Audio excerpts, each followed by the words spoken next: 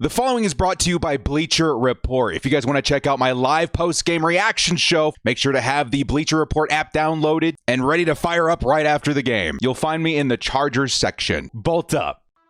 Kyo to Bowl fam. It's the director, fresh off a massive celebration with my chat in my live stream of this game. This was, in my opinion, a historic moment for the Chargers, for its fans, for its history, man. Like, this was an important game. It proved to me, a Chargers fan of 17 years, it proved to my chat with fans ranging from the 70s to the last 10 years, right? It proved to all of us that this ain't your daddy's Chargers. Welcome to the Jim Harbaugh era of the Los Angeles Chargers. What do I mean by that? Well, I'm sure a lot of you Chargers fans were thinking all the same things I was. At least what my chat was saying out loud as well, quite often through the last portion of the fourth quarter, that the Chargering had commenced, that the last second collapse was upon us, that this reputation for choking games at the last second was about to make its inevitable return, and that the Bolts would crumble like in every other situation before it that was similar. Well, lo and behold, I got to tell you, I don't know if I ever shook in my faith. Go back and watch my stream, dude. It's just something in my gut told me that this isn't going to be the same horrible, tragic ending that we've all grown so used to in the past. That Jim Harbaugh is for real. That his impact and influence on this team is for real. And that we would find a way to break these chains of mediocrity, to break these chains of choking at the last second, to break the chains of chargering, and find a way to stand on top at the last minute. To take what would have been a heartbreaking and soul-crushing loss and instead find a way to hang in there just a little bit longer and survive. We did it, Bowl fam. This is the day our fortunes have turned. This is the game that proved to me Jim Harbaugh is for real. That Justin Herbert is an MVP-level quarterback. And that good things are coming for this team, not just in the next 3-4 years, but right now. This Chargers team all of a sudden isn't a playoff hopeful. This Chargers team all of a sudden isn't just a make it in by the skin of their teeth. This Chargers team is now a legitimate playoff threat. You let the Chargers into the postseason, you better watch out. Because all of a sudden, Jim Harbaugh is doing something that he's been doing since the dawn of time. He has taken a broken team and not just brought him back to life over the course of 2 or 3 years, but immediately, year one, this team gets turned around. They are a threat, and who knows what the future has in store for us. But all I know is right now, this isn't the same LA Chargers team that I've been used to watching the last almost 20 years. This is the Jim Harbaugh era. And I needed this game to prove to me that it wasn't an illusion, that it wasn't a fantasy, that it wasn't a hope. It's a reality. There's a lot on the line for this game. Going into the game, the narratives were already thick. You could cut it with a knife like a fog. It was so thick that the Chargers had a lot to prove in this one. A defense that needed to prove that it is capable of going up against, let's be honest, an elite offense. Jamar Chase, Joe Burrow. That's among the best quarterback wide receiver duos that we're going to see in our lives. They are a very legitimate threat. Not to mention T. Higgins, the emergence of Chase Brown.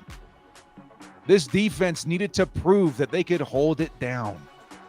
And yeah, 27 points, the most points scored on the Chargers this season. The Bengals went out there and they almost won this football game off the back of that offense. But the defense held on just long enough for the Chargers to survive. And I have to believe that most defenses don't hold on the way the Chargers did at 27 points. Then on the other side of the football, Justin Herbert, who will forever be connected to the hip to Joe Burrow, the gems of the 2020 quarterback draft. The going clashing head to head in terms of their careers pretty much forever. Got a chance to go at it again, and we know Joe Burrow had a good day. What about Justin Herbert? Well, if you were just to watch the third quarter, you would have said Justin Herbert did not have a good day. But when you take a look at the game as a whole, and you see what this man did in shouldering this offense and finding a way to score and just doing things that are unhuman, making plays that he shouldn't be able to make, you would say this is an MVP level quarterback. That is the caliber of player we have leading the Chargers with number 10. Justin friggin' Herbert. Didn't have one, didn't have two. He had maybe 4 or 5 insane throws in the first quarter alone. I remember looking at the stats. First quarter alone, I should say first half alone, First half alone, Justin Herbert had over 200 scrimmage yards. Was making ridiculous throws, hand over fist. And not only that, was taking off like a crazy person on the ground. I had a funny feeling this was going to be the beginnings of a beautiful relationship between Justin Herbert and his ability to run the football. And I think he has definitely added this permanent tool to his arsenal as a threat for defenses to watch out for going forward. It's funny enough, kind of a Greg Roman trademark when it comes to his offenses. You see it a lot, yes, Jim Harbaugh and all this kind of stuff, but Greg Roman specifically, when he gets that quarterback going, it really does benefit his offense as a whole. And Justin Herbert, who I got to go back and take a look at the stats here real quick, man, who ran for 65 yards on 5 carries, is now legitimately a threat in terms of running as a quarterback. He's a legitimate running quarterback threat going forward. And that is going to cause a ripple effect in how you defend a Justin Herbert. And it's going to provide more opportunities for your run game, your pass game, you name it. Justin Herbert has officially been unleashed. And yes, we had the fumble. That was concerning. It was pretty fluky, I'm not going to lie. But Herbert got right back up, got on the horse, and led this team to victory. Unbelievable. But taking a look at his incredible throws, his connection that is really blossoming with Ladd McConkey, who had 9 targets, 6 receptions, 123 yards this game, tells me that this offense really has found its footing. If it's not Ladd, it's QJ, who also logged 48 yards and a touchdown this game. They're starting to find some footing behind tight end Will Dissly, who was brought in as a tight end too, primarily, I'm assuming, to block for J.K. Dobbins and Gus Edwards. He's out here catching 80 yards and a touchdown. Looks a little like George Kittle out there, a little slower of a George Kittle. Looks amazing. And then you got the running offense, which I'll be honest, right? We didn't lean into it as much as we've seen other games, but we still ran for over 100 yards. We're getting close to 150 right there. Doesn't have the total listed. But Justin Herbert, 65 yards. Yeah, that's going to help. What about just the running backs? 56 yards and 2 touchdowns for J.K. Dobbins. That man is also in contention for a pretty big award in the NFL, and that's going to be Comeback Player of the Year. 2 touchdowns, 56 yards. He's well on his way. Everyone said he was done, should retire. And here he is, still leading this offense with Jim Harbaugh, Greg Roman, and Justin Herbert. Then you got Gus Edwards, which, guys, I know the stats don't reflect what he does in terms of his contribution to this offense, but he's a pretty important piece to this O. That's your hammer. Only 6 rushes, 27 yards, 4.5 a carry, which is pretty good. He's the hammer. And his influence in terms of softening up defensive lines and opening up space for J.K. Dobbins and being that threat to convert on short yardage situations, he's very much so a big piece of this O. But as a whole, I got to see this Chargers offense, especially in the first half, really fire on all cylinders. It was awesome. And I'm very much so looking forward to this unit and this idea and this system solidifying even furthermore going down the line. The announcers were saying some pretty interesting stuff towards the end of that game. in talking about what the Chargers used to be. When we get into these situations, we had Keenan Allen. We had Mike Williams. And we had, let's not forget, maybe one of the most important Chargers offensive players not named Justin Herbert in the last 5 years, Austin Eckler. In those situations, we had an answer in elite talent around Justin Herbert. They continue to mention now it's time to usher in the new era. Who is the new guy? Who are the new weapons, the new clutch players that the Chargers can lean on in these situations to break the chains of chargering? And moments after talking about the new weapons, the young guys in LA, Justin Herbert hits Ladd McConkey for a huge gain down the field, positioning the Chargers for a Cameron Dicker field goal opportunity. Of course, the Chargers weren't happy just taking the 3. They ended up running it for a touchdown with J.K. Dobbins. But that was a big moment because it did tell me this isn't, again, your daddy's Chargers. This isn't the Chargers that I've been used to watching a majority of my life. This is a new idea, a new era, a Jim Harbaugh sculpted Chargers. And it's working. We took what was a reputation so well known, so infamous in chargering, in last second losses and choking, and we broke that chain today. We escaped that reputation today. It would have been so easy for the Chargers to fall back in old habits and for, the narrative to remain the same and, there's the same old Chargers. No. They broke it today. When it came down to it, when it was down to the wire, when there was no more options, the Chargers found a way to win instead of finding a way to lose. And that is such an important development in the history of this team, in the success going forward of this team, and what this team is trying to accomplish and create. What was a high-flying, high-volume passing offense that I grew up watching with Phillip Rivers and Antonio Gates and Vincent Jackson and Malcolm Floyd and Darren Sproles, et cetera, has turned into this Jim Harbaugh, rough and tough, ground and pound-ish, Justin Herbert-led offense and kind of a balanced idea, and it is working. It took a little while to get off the ground, but now it's here. We just dropped 34 points on the Cincinnati Bengals. We took an offense, or we took a game where the offense was quite literally the reason why you were going to win or lose this game, and we won this game.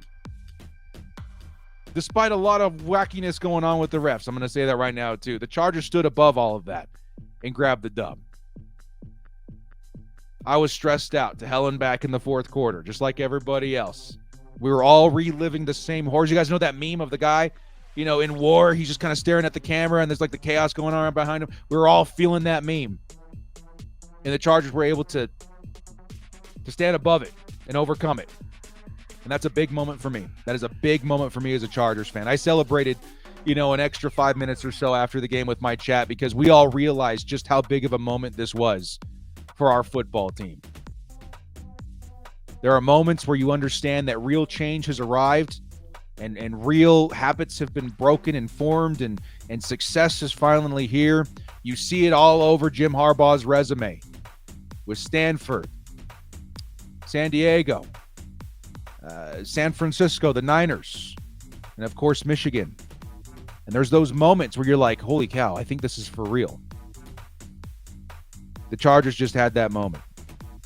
For whatever reason, people keep doubting Jim Harbaugh and his ability to continue doing what he always has done. Well, this game, I think, proved it for me. Because this was a legitimate football team. Some people will say, it's the Bengals. They got 4 wins. No. Their record does not reflect how good of a football team that is. The Bengals, I'm going to tell you guys this right now, and this might be controversial, whatever. It feels like the Bengals are charging their season away this year. They feel like they're the new Chargers. They are an extremely talented offense, high-flying. They got weapons galore. Maybe a defense is trying to play catch-up. Yet every single week, this week, last week, they are folding at the last second. Does that make them a bad football team? No. They are very much so a threat. their weapons on offense, their ability to score. They came back from a 6-27 deficit. Like, that's a dangerous football team. The Chargers were able to handle their business. They got sketchy at the end there, but they stood tall, and they're the ones on top now. That's a big deal. All of us, the chat saying all of us having, flashbacks to the Jacksonville game. The Chargers were able to avoid that. And this begs the question for me, at least. What now? The Chargers 7-3, in my opinion, just began their tour of difficult games. There's a stretch of games that are about to get real tough out here in Los Angeles. Okay, the first one of which, and I was maybe one of the only ones, I don't know, maybe I wasn't, harping about how much I was worried about the Bengals matchup because of, the Burrow and Chase and Higgins connections, right? That offense. I was very respectful of the threat that they posed, okay? And so, definitely was like the first game on my list of tough games coming up for the Chargers, all right? Well, it's not over. Next week, the Chargers will be taking on John Harbaugh's Baltimore Ravens and what's being labeled the Harbaugh, unfortunately of which I will not be here on Bleacher Report to talk on after the fact, as I will be attending that game in person. However, that is maybe one of the biggest tests of the season, not just because the Ravens are a legitimate team, much like the Bengals. They have one of the most dangerous offenses you'll find in the league, but the narrative does carry a lot of weight here. The Harbaugh, Jim versus John, a molded team trying to mimic parts of the identity of the Baltimore Ravens. Who can do it better? Who wore it better? You know what I mean? That's going to be a huge, huge game for this franchise, too. Can the Chargers stand on top in that situation as well? Because they're going to need a lot of the same things they needed today. They're going to need that offense desperately. The defense is going to have to find a way to hold on despite, Derrick Henry and Lamar Jackson, et cetera, et cetera. It's going to be a tough matchup. The Chargers finding a way to win this game and gaining what I'm going to consider precious momentum in this win have such a better shot at beating the Ravens next week than they did if they chargered this game away at the end. Does that make sense? I believe that momentum is a very real thing in sports and that it can carry. And when you come off a win as miraculous, as important as the one we just witnessed, it has a rippling effect for the rest of your season. And I do think we're going to see a different version of the Chargers next week in a huge game versus an AFC opponent because of this win today. Next up, next up, Lamar Jackson. Next up, John Harbaugh. Next up, Derrick Henry. Next up, Kyle Hamilton, I think, right? Next up, very legitimate Baltimore Ravens. And we stand a much better chance to win that game because of this victory, because of the statement the Chargers just made that we are not the same old Chargers. We have leveled up. We've broken our chains. We've become the Jim Harbaugh era Los Angeles Chargers, and you better watch out. After next week, again, Ravens game. Super stoked for it. I will be there.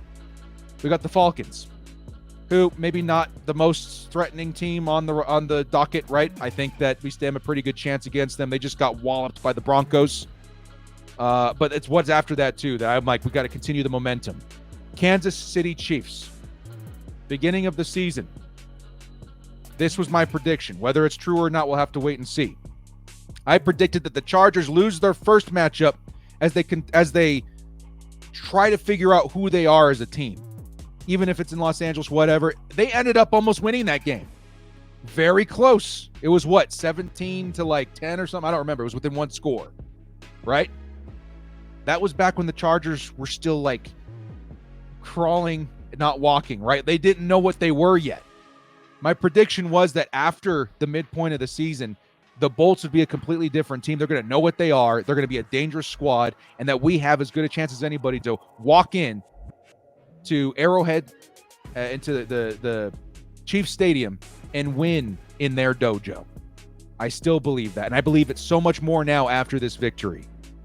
After that, we got the Buccaneers, who can be a dangerous team. I think we can take care of them. We got the Broncos, Patriots, Raiders.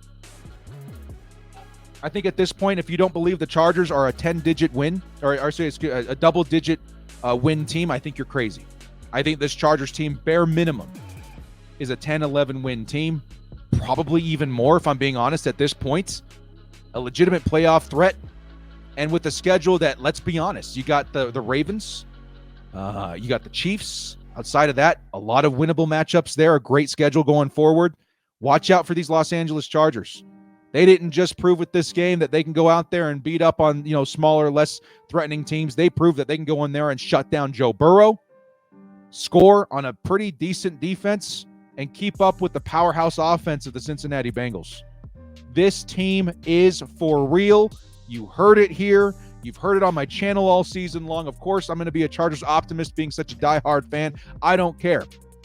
We all felt it. We all knew it. I made it a very big point to be as present as possible this season because we knew how special the Jim Harbaugh hire was going to be, and now we're starting to see the fruits of the labors and the results of the system and the results of the culture change being born in LA. Huge moment for Chargers fans. Please live it up, celebrate it, because this is going to be one of those games that you're telling your grandkids. Like, Grandpa Director, what was it like being a Chargers fan back when you were young? Well, I'll tell you, Junior, it was not easy before this man, Jim Harbaugh, walked in our front door and changed everything. And it all happened week 11, November 17th, 2024, when they took down the Cincinnati Bengals and escaped their fate of chargering once and for all. I believe it. I believe it so firmly. What a game. What a game. Guys, thank you so much for joining me. This has been The Director. Thank you for joining me. And what I'm going to continue saying is a historic moment for Chargers fans, the Chargers team, organization, and for a very, very bright future of this squad, man. It's going to be a good time being a Chargers fan going forward. And trust me, you're going to start hearing a lot more about the Bolts in news articles, TV shows, talking heads, whatever. This team just became very legitimate, and it's going to be very refreshing seeing them on this side of the pond, man. It's going to be fun. Well, guys, thank you so much for joining me. This has been The Director. If you like what you saw here, hit us up with a follow here on Bleacher Report. We'll see you next time. And as always, bolt up and stay frosty. Bolt up, baby! Hey, one more. Who's got it better than us? Nobody! Bolt up, baby!